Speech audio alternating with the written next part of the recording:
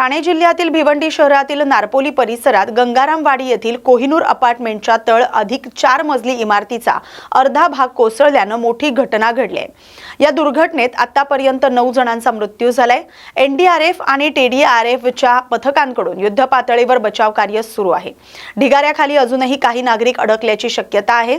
Poclain मशीनच्या सहाय्याने शोध मोहीम सुरू आहे. इमारतीचा पिलर धोकादायक झाल्याने दुरुस्तीचं काम सुरू असतानाच रात्री इमारतीचा एक भाग कोसळला. रात्री 8च्या सुमारास इमारत एका बाजूने झुकत असल्याचं लक्षात आल्यानंतर बहुतांश रहिवाशांना बाहेर काढण्यात आलं होतं. मात्र काही नागरिक आणि कामगार इमारतीतच असल्याने ते ढिगाऱ्याखाली अडकले. घटनास्थळी महापालिकेचे आपत्कालीन पथक, अग्निशमन दल, एनडीआरएफ आणि टीडीआरएफची पथकं तातडीने दाखल झाली. बचाव पथकांनी आतापर्यंत 9 मृतदेह बाहेर काढलेत. त्यापैकी 5 जणांची ओळख पटली आहे. ढिगाऱ्याखाली आणखी कोणी अडकलं आहे का याचा शोध सुरू आहे. बचाव कार्य अद्याप सुरू आहे. भिवंडीतील नारपोली परिसरातील कोहिनूर अपार्टमेंट दुर्घटनेनंतर बचाव कार्य सुरू असतानाच राज्याचे आपत्ती व्यवस्थापन मंत्री गिरीश महाजन यांनी घटनास्थळी भेट देऊन पाहणी केली. यावेळी माजी केंद्रीय मंत्री कपिल पाटील, खासदार सुरेश म्हात्रे, आमदार महेश चौगुले आणि महापौर नारायण चौधरी यांनी देखील घटनास्थळी उपस्थित राहून बचाव कार्याचा आढावा घेतला. इमारत दुर्घटनेनंतर एनडीआरएफ, टीडीआरएफ, अग्निशमन दल आणि स्थानिक प्रशासनाकडून युद्ध पातळीवर बचाव कार्य सुरू आहे. या पार्श्वभूमीवर मंत्री गिरीश महाजन यांनी घटनास्थळी पोहोचून अधिकाऱ्यांकडून दुर्घटनेची माहिती जाणून घेतली आणि सुरू असलेल्या बचाव मोहिमेचा आढावा घेतला. बचाव कार्य अधिक वेगाने आणि प्रभावीपणे पूर्ण करण्याच्या सूचना संबंधित यंत्रणांना देण्यात आल्याची माहिती देण्यात आली. भिवंडी दुर्घटनास्थळी आपत्ती व्यवस्थापन मंत्री गिरीश महाजन यांनी याबाबत प्रतिक्रिया दिली. कल्याण पूर्वेतील नेतिवली परिसरात घरफोडी करून दागिने, रोख रक्कम आणि घरातील साहित्य चोरी करणाऱ्या 2 चोरट्यांना कोळसेवाडी पोलिसांनी अटक केली. विशेष म्हणजे आरोपींनी घरातील पंखे आणि गॅस सिलेंडरही चोरून नेल्याचं तपासात उघड झालंय. कल्याण पूर्वेतील नेतिवली परिसरातील एका बंद घरात चोरी करून मौल्यवान वस्तू लंपास करणाऱ्या नदीम खान आणि राम गायकवाड या दोघांना कोळसेवाडी पोलिसांनी अटक केली. या चोरीतील धक्कादायक बाब म्हणजे आरोपींनी दागिने, रोख रक्कम आणि इतर घरगुती साहित्याबरोबरच घरातील पंखे आणि गॅस सिलेंडरही चोरून नेले. पोलिसांनी आरोपींकडून चोरीतील दागिने आणि इतर साहित्य असा सुमारे 5 लाख रुपयांचा मुद्देमाल जप्त केलाय. या संदर्भातला अधिक तपास कोळसेवाडी पोलीस करत आहेत.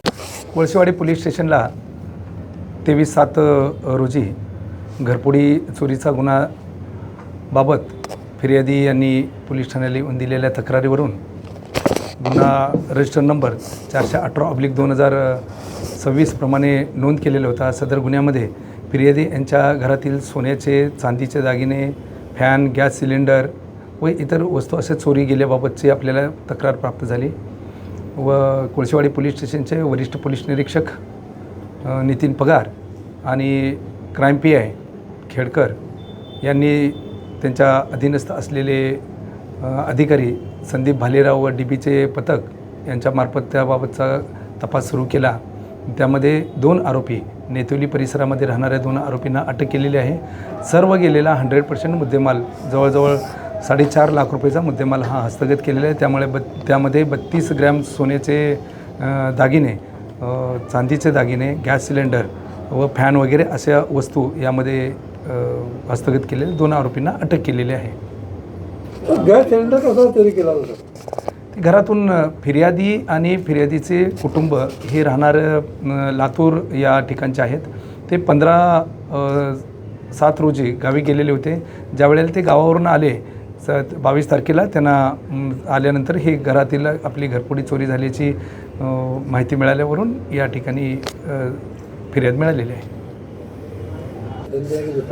यातील एक आरोपी आहे नदीम लियाकत खान, 39 वर्षाचा आहे आणि दुसरा राम गायकवाड आहे 36 वर्षाचा.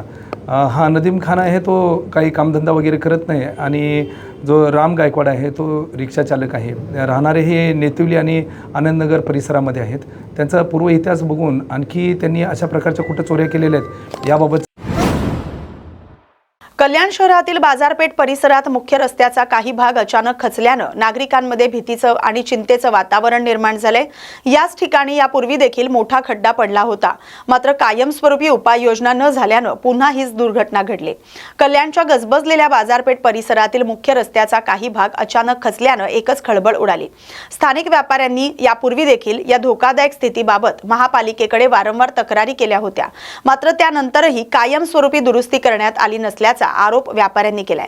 घटनेनंतर महापालिकेने खबरदारीचा उपाय म्हणून खचलेल्या भागाभोवती बॅरिगेटिंग केले, मात्र सुरू असलेल्या मुसळधार पावसामुळे रस्त्याचा भाग आणखी खचण्याची भीती व्यक्त केली जाते। या मार्गावर दिवसभर मोठ्या प्रमाणात वाहतूक सुरू असल्यानं नागरिकांच्या सुरक्षिततेचा गंभीर प्रश्न निर्माण झालाय। त्यामुळे प्रशासनानं तातडीनं कायमस्वरूपी दुरुस्ती करून संभाव्य दुर्घटना टाळावी अशी मागणी स्थानिक व्यापारी आणि नागरिक करतायत। या बातमीसोबतच मुंबई बुलेटिनमध्ये आता इथेच थांबतोय। अशाच महत्त्वाच्या बातम्यांसाठी पाहत राहा न्यूज मराठी 24/7। नवा भारत, नवा विचार।